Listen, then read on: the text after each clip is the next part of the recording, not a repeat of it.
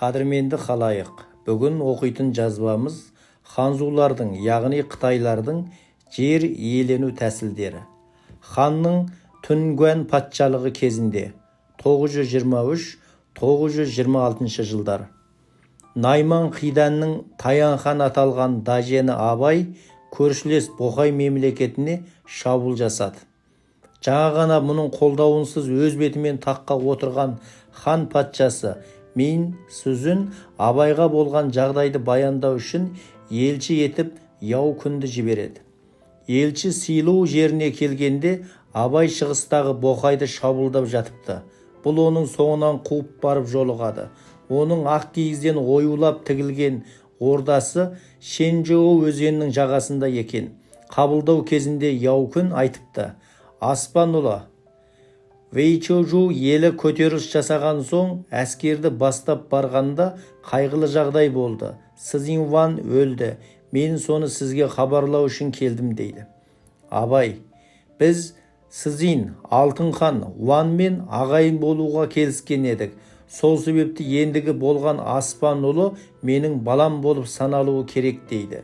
Бұдан соң шындығына келгенде менің ұлым қайтыс болған соң жаңа аспан ұлы қалайша менің келісімімсіз тақ иесі бола алады депті. Бұдан соң елшімен арадағы ұзақ тартыс әңгімелері жазылған. Елші хан тағына өз бетімен отырған аспан ұлының да Таян ханның өзі сияқты билік басына заңсыз тағайындалғанын айтады. Сөйтіп келісімге келген соң елшінің сіз неге хан тілінде сөйлемейсіз деген сұрағына мен хан, Қытай тілін жақсы білемін, бірақ ол тілде сөйлейтінімді жұртым білмеуі керек. Оның себебі ел басшысы хан тілінде сөйлесе, оған бағынған ел де соған еліктейді. Сөйтіп олар да хан еліне ұқсап қорқақ әрі әлжуаз жасық болып кетуі мүмкін деп жауап беріпті. Осыдан соң Фую Чен қаласын алып Боқай мемлекетін талқандап өзінің үлкен ұлы Дегуанды патша етіп патшалығын Дудан деп атайды. Бұдан соң көп ұзамай Абай ауырып қайтыс болған соң оны Моэшян тауындағы бабалар қорымына апарып жерлейді. Дегуан кейінгі Цзинь әулетін жойған соңда өмірін соғыспен өткізіп, ханзуларға қарсы бір жорықта Шахулин деген орман арасында жан тапсырады. Қидандар көне салттары бойынша оның шек қарнын алып тастап, орнына тұз толтырып, көк күймеге жүгетіп, туған өлкесіне алып кеткен екен. Мұндай өлікті салып мүрдемен бірге жерленетін 4 дөңгелегі жиі шабақталған Карагудай арбасы Алтайдағы Пазырық қорғанынан табылған. Карагудай. Міне, бұл арбаның ерекшелігі дөңгелек біліктері ұзын болып, таулы орманды тар шатқалды жерлерде дөңгелектері көпшігімен қоса алынып, арбаның өзі зембіл сияқты біліктерінен көтеріп жүруге ыңғайлы етіп жасалынған. Арбаның үстіндегі шатыры да жинамалы. Ханзулар көшпенділерден құтылу үшін олардың күздік жайылымдарына үнемі өрт салып отырған. Сөйтіп, жайылым күземнен айырылған малшы қауым жаңа өрістер іздеп ескі жұрттарын тастағанда ханзулар ол жерлерге бекіністер салып орналасып алуды жолға қойған екен. Ал көшпелі жұрт жаңа мекендерге ие болып, хандық патшалық құрып, билік иелері болғанда өріс жерлерді иеленіп, оны заңдастыру мақсатында шекаралық аудандарда өліктерін жерлеп, мұнара тұрғызып, пантеон зират орнатып отырған. Бұл белгілер сол замандардағы түсінік бойынша аспан шеңбер, жер төртбұрыш болуы себепті үстемтап өкілдеріне шеңберлі кесене, дәрежелі адамдарға тік қабырғалы, 6-8 қырлы сағана, еңбегі елге сіңген адамдарға 4 құлақты зират, жай қарапайым адамдардың топырағы ғана үйіліп, мола аталған құрылыс салынған. Біздегі аруақты құрметтеп зираттар тұрғызу дәстүрінің түп қазығы да осы жер иеленуден, ата молалары арқылы шекара анықтаушы ретінде туғаны анық. Көртөбе маңына қойылатын балбал тастар саны да осы шекараны мойындаған тайпа басшыларының ат байлаған, таңба басқан мойынсал белгілері болған сияқты. Сол себепті Қазақ-Қытай шекарасындағы жазулы тастар, балбал тастарды зерттейміз, музейде сақтаймыз деген сылтаулармен жойылып кетті. Совет үкіметі бұл істі адал атқарып, қазақ даласындағы енде жатқан сынтастардың өзін жол астына төсетіп, мал қораларға қалатып, су өткелдеріне тастап көз алдымыздан аластаған еді. Көне молалардың осы қасиетін аталарымыз да жақсы білген.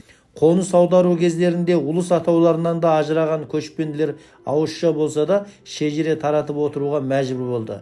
Шежіре тайпа паспорты сияқты болғандықтан шежіре басындағы атаулар аңызға айланып мыңдаған жылдар өтсе де жадыда сақталып, тайпаның атасы төтем тұрғысында қайталанып сақталып отырған. Зираттарда көртөбелерде сол үшін көзге түсетіндей болып салынған. Мәйіт жоқ болса, шекара белгісінің үлгісінде мұнара етіліп тұрғызылған. Тарихи деректер бойынша қазіргі Хетау, Қытай өлкесі аталған 44 аудан өңірін қыстап жайлаған Қидан елін Ханзудың алғашқы императоры Син Ши Хуанди, яғни Чинши Хуан 300 мың шерігімен келіп басып алған еді. Содан кейінгі бұл өңірге таласу 1000 жылға созылған болатын. Осы Хетау өңіріндегі археологиялық қазбалардан 35-50 мың жылдардан бұрынғы алғашқы адамдардың сүйегі табылып отыр. Олармен қоса 300-ге тарта бөкен мүйізі көмілген екен. Сол себепті бұл қойылымдағы адамдарды Қытай ғалымдары бөкенші, бөкен аулаушылар деп те атайды. Тұрған өлкелері Хетауы, Құттау болғандықтан жергілікті тұрғындар Қытай атап, кейіннен осында тұрғызылған Ұлы Қорған қабырғада Қытай аталған. Қытай жамбылы негізінен алғанда көшпенділерден қорғану үшін емес, соларға өз адамдарын өткізбеу үшін салынған сияқты. Өйткені садақшылар орналасатын құлақтар ішке қаратылған. Сол себепті таулардың ұшар басына дейін жаяу адам өте алмайтын бөгет қаланып күзет қойылған. Бұған Син билеушілерінің қаталдығына шыдамаған ауыр тұрмыстағы шаруалар мен жазалы құлдар шамасы келгенше көшпенділер арасына қашып өтуге құмар болғандығы дәлел. Болмаса атты әскерлер көп қиналмай-ақ қорғанды айланып өте берген. 8 көш Қидандар өрістен тарылып, шөбі құнарлы солтүстікке ауған соң 300 жылда ең қалған жаудан ада бейбіт мерзімде Чинши Хуан адамдары Сар өзенді бойлап шекаралық қорған тұрғызды. Осы салынған құрылыс пайдаланып көшпенділермен екі ортада кеден қада болып тұрды. Бұдан соң қайта күшейген Қидан тайпалары Хетай өлкесі түбіне көшіп келіп орналасқан. Ханзулар бұл Қидандарды Қарақытай атаған. Абай осы 8 көштен тұратын елді біріктіріп басқарған ең қуатты ұлыс көсемі болды. Ол 8 көштің билігіне ие болып, күшейіп алған соң шекаралық ханзу қалаларын бір-бірлеп басып алады. Басып алған жерлерінің ханзуларын айдап әкетіп, олардан қару түрлерін жасауды, жазуды үйренеді.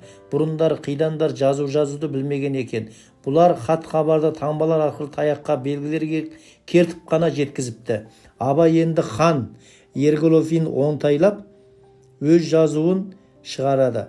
Бұл дыбыстық жазудың таңба жасауда кейінгі наймандар қолданған түркілік дейтін Орхон Енесей алфавитіне де әсері болғаны байқалады. Бұдан соң ұлыс ісіне үйлену заңын кіргізіп, шен иелерінің жаңаша атақтарын тағайындайды. Өзіне Таян хан, яғни Таян Хуан, Уан деген атақталады. Осылайша 8 көш ендігі бір ортаға қараған Қидан патшалығы болып тарихқа кірген. Билік басында 3 рет сайланған соң Дажен орнын босатқан Абай 8 тайпа басшыларының рұқсатымен құрамында Ханзу Манжу шеберлері бар құрама тайпа құрып, қала салып 9-шы ту көтереді. Мұның соңы Қидан мемлекетінің тарқап кетуінің басты себепшісі болды. Біз жазбамызды аяқтадық. Өткен тарихқа көз жібердік. Ендеше еліміз аман, жұртымыз тыныш, әр қарагөз бай намысты, қуатты болуға хақылы. Құрмет пен тәуелсіз арна керек дерек, мен Қанатбек Ермек.